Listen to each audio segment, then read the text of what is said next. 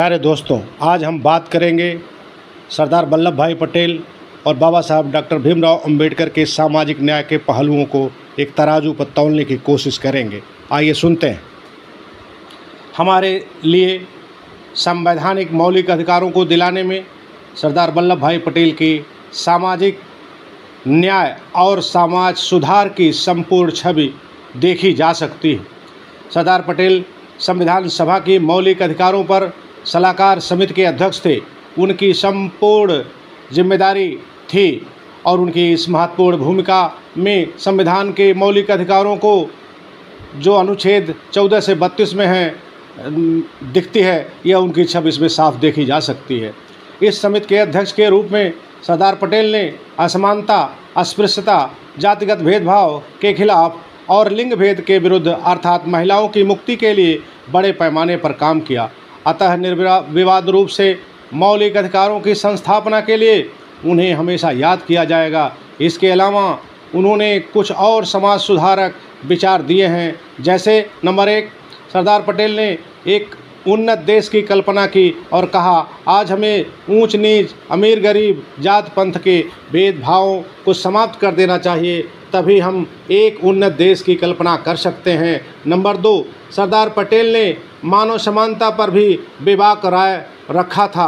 उन्होंने ईश्वर में विश्वास करने वाले सभी देशवासियों से आग्रह किया, हमें जात के आधार पर मनुष्य से भेदभाव नहीं करना चाहिए, क्योंकि वे भी प्रभु के ही अंश हैं। नंबर 3, गरीब कल्याण योजनाएं बनाने में भी सरदार पटेल की महत्वपूर्ण भूमिका थी, जिसे उनके इस कथन से भी समझा जा सकता है कि मेरी एक ही इच्छा है कि भारत एक अच्छा उत्पादक बने और इस देश में कोई अन्न के लिए आंसू बहाता हुआ भूखा ना रहे। हाँ, उन्होंने छत्रपति साहू जी महाराज की आरक्षण नीति पर आधारित बाबा साहब डॉक्टर भीमराव अंबेडकर द्वारा प्रस्तावित आरक्षण व्यवस्था का पूर्ण समर्थन नहीं किया। उन्होंने केवल अनुसूचित जाति और अनुसूचित जनजाति के लिए आरक्षण का समर्थन किया। चूँकि गुजरात में पटेलों और अन्य अनेक पिछड़ी जातियों की स्थिति थोड़ी ठीक थी, इसलिए वे पिछड़े वर्गों के लिए आरक्षण पर गहराई से ध्यान नहीं दे पाए। इस संबंध में मैं बेबाक रूप से कहना चाहूँगा कि यहाँ पर वे बाबा साहब की दूरदर्शिता और सामाजिक न्याय के कद से थोड़े छोटे हो गए। मुझे यदि अंकों में मूल्यांकन करने को कहा जाए तो मैं जहाँ सरदार पटेल को 90% अंक दूंगा, वहीं बाबा साहब को कम से कम पूरा का पूरा अंक यानी 100% दूंगा। फिर भी सरदार पटेल और जितने भी महापुरुष जैसे ज्योतिबा फुले, सावित्रीबाई फुले इत्यादि ने समाज सुधार के कार्य किए, किंतु आरक्षण की आवश्यकता नहीं समझ पाए और ऐसी हालात भी उस समय थी और इसलिए आरक्षण की पैरवी भी नहीं कर पाए। तो क्या वे समाज सुधारक नहीं थे? वे सामाजिक न्याय के पुरोधा नहीं थे? मैं तो कहना चाहूँगा, और आप भी जानते हैं कि इसके बावजूद भी वे सदा सामाजिक न्याय के लिए याद किए जाएंगे। यही नहीं, जिन महापुरुषों ने हमारे अधिकारों के लिए संघर्ष करते हुए हमारी झोली में मिट्टी का एक कण, एक पार्टिकल भी लाकर डाला है, वे कण भी संविधान लिखने के दौरान 2 वर्ष 11 माह 18 दिन में सोना हो गए और उन अथक संघर्षों के परिणाम 26 जनवरी 1950 को संविधान लागू होने की तिथि से खरा सोना बनकर निकलने लगे।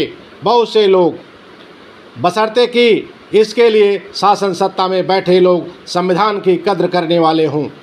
मैं चंद्रशेखर पटेल आपको याद दिलाना चाहूँगा कि एक बार थोड़ी देर के लिए संविधान से मौलिक अधिकारों को हटाकर सोचिए तो आज तक हमारे देश में क्या होता। मनुस्मृति जैसे धार्मिक ग्रंथों में वर्णित वर्णाश्रम असामाजिक भेदभाव ही होता ना।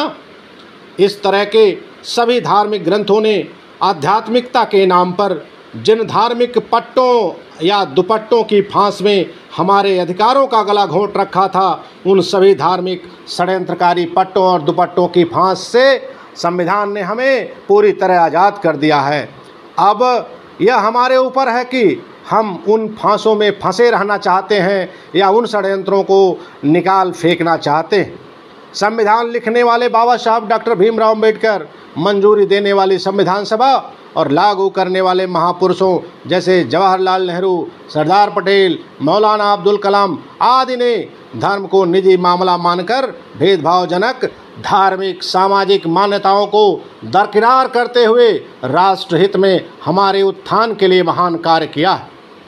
थोड़ी देर के लिए संविधान को हटाकर एक बार अपनी हैसियत पर सोचिएगा ज़रूर। देश में ऐसा होना चाहिए, ये सोच पैदा होनी चाहिए।